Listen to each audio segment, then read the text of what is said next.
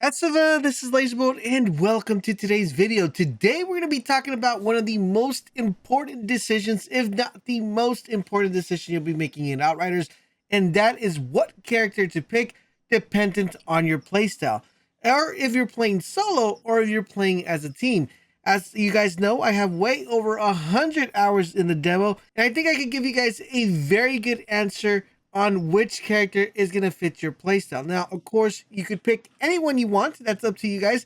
But I wanted to give you guys an overall conception of the game to maybe help you make your decision or sway your decision from one player to another.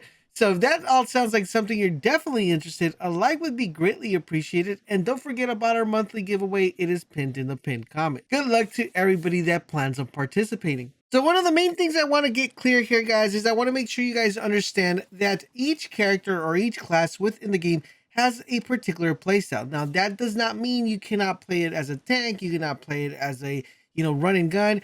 You can play all the classes in different variants. But the thing is that each class is meant to be played a certain way. That's why it has certain abilities, and that's why it has certain enhancements to certain playstyles. Today, I kind of want to give you guys an overview of each different class and kind of tell you, if you like this playstyle, this is the character you want to pick.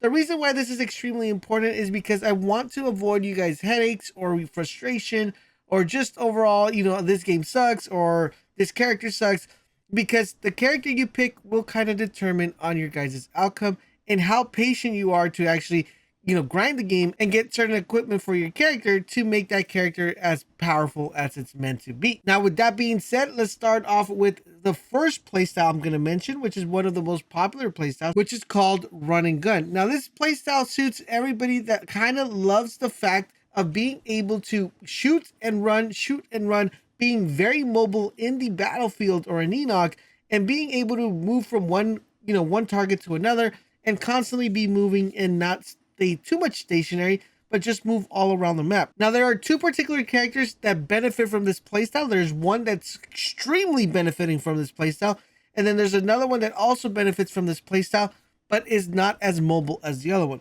The character we're going to be talking about here is the Trickster. The Trickster, if you plan to play a run and gun playstyle, this is definitely the number one character you could pick. Not only is it super fast, a lot of the abilities that it has allows him to teleport around the map, even be able to teleport behind enemies at a very long distance and surprise the enemy and do a lot of damage.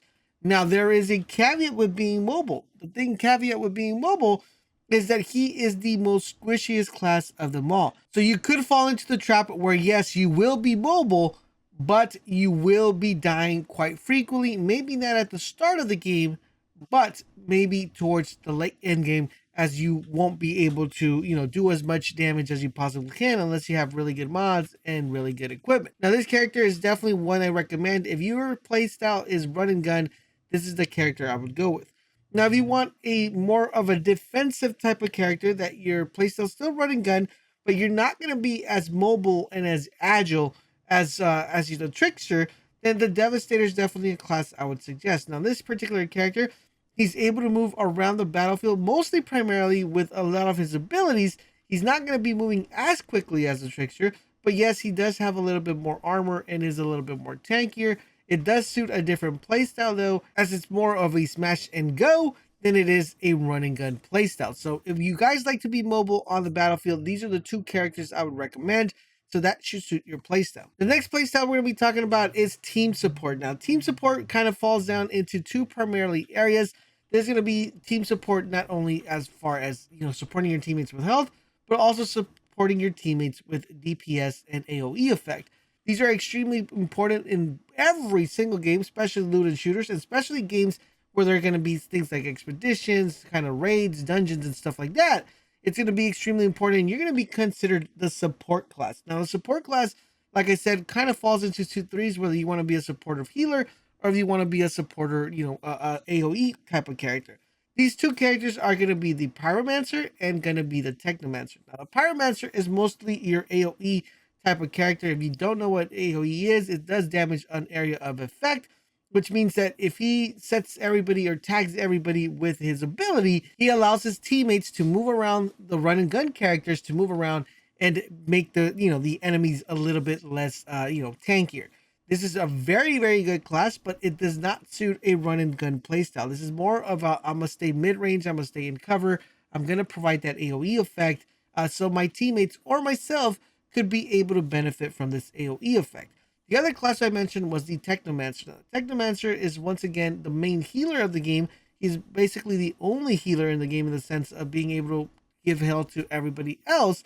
And what makes this character interesting is the fact that he has a lot of gadgetry. Now, the cool thing about the Technomancer is that he's able to do multiple things at the same time. And he's not only able to heal, but he's able to apply status effects that are going to make the bosses or the enemies a little bit less tankier for your run and gun characters. These are definitely a playstyle I would recommend if you like playing a support class or you like playing a class that's not really up in your face, but it's a little bit more laid back and gives you the ability to position yourself before doing any sort of damage. All right, so now to answer the question that a lot of you guys might be asking is, Laser, I am playing solo. What character do you recommend I use to make the game less frustrating and a little bit more enjoyable? Remember, you have an option of picking 4 characters. You could theoretically use one character just to get a bunch of weapons and then transfer it to your main character.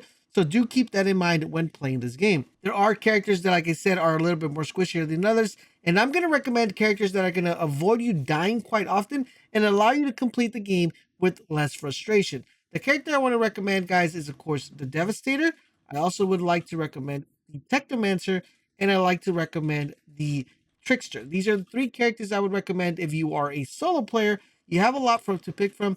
You have one that's a little bit more supportive. It's going to be less, it's going to take less damage and allow you to spam a lot of your abilities. You have another character that's a little bit more tankier, not going to take a lot of damage. It's going to be able to resist a lot of damage that's coming its way and still able to dish a good amount of damage. And I want to recommend another character, which is the Trickster, which allows you to move around the battlefield and should make early gameplay without a lot of deaths. Now, the other question you might be having is, Laser, I'm playing with a team. Who should I run? This is all going to be dependent on who your other teammates are running, right? You probably already have a character you're kind of decided on, and you're just going to want to base that off the whatever your team is running. The reason why I don't want to give you guys a list of all characters is because all these characters are actually pretty good, and they work very well with a team comp once built correctly. So this is definitely, I'm going to leave that up to you guys in the sense, if I had to pick and kind of put down like 1 or 2 characters, definitely Pyromancer and Technomancer, I feel like are going to be the 2 type of characters that are going to be almost heavily required when it comes to team comp. Those are the 2 characters I would pick. If you plan on playing with a lot of teams, then definitely these 2 characters are the ones I would probably recommend. Now, which character is the most frustrating one? Which is the one that you're going to have if you want to have a hard time playing this game, but you want to be rewarded at the end and feel like, okay, I already put in the grind. It was frustrating. I died a lot, but I mean, the reward was benefiting. Definitely the Pyromancer would fit this category. The Pyromancer is going to be the character you're going to be dying quite a lot, very frequently in the game, as the way this character is able to heal is a little bit frustrating due to the fact that you have to tag every single enemy to get your health back. But when you get the right gear, when you get the right mods, and when you get the right abilities, this character is definitely by far one of the best characters in the game. I think a lot of people that are playing on different classes will eventually transition to the Pyromancer, as he's going to provide a lot of benefits not only to himself, but also to his teammates, and is definitely one of the most hard-hitting characters of them all. So definitely keep that in mind, guys. A Pyromancer is definitely, might be a little bit frustrating at the beginning, but will probably be a very good character at the end of the game and also in the whole game in general. Overall, in general, I gotta give the developers a thumbs up. They made this game very enjoyable, and all the classes are actually really good in this game. I think it comes down to who is your playstyle, how do you like to play, and who you're going to be playing with when the game gets released. I'm pretty sure some of you guys already have made up your mind on who you're going to go with. Please let me know in the comment section down below who you picked and why did you pick that character. Is it mainly because of the way it looks, the way his abilities are, or what exactly made you decide to pick that character? Please let me know in the comment section down below. If this video did help you clear up your mind and kind of make your decision on who you're going to pick, also let me know in the comment section down below who you plan on playing with when the game gets released. If you guys are enjoying our Outriders coverage, please make sure you guys to drop a like and drop a comment, but most importantly, subscribe to the channel, turn on those notifications so you guys won't miss our Outriders coverage.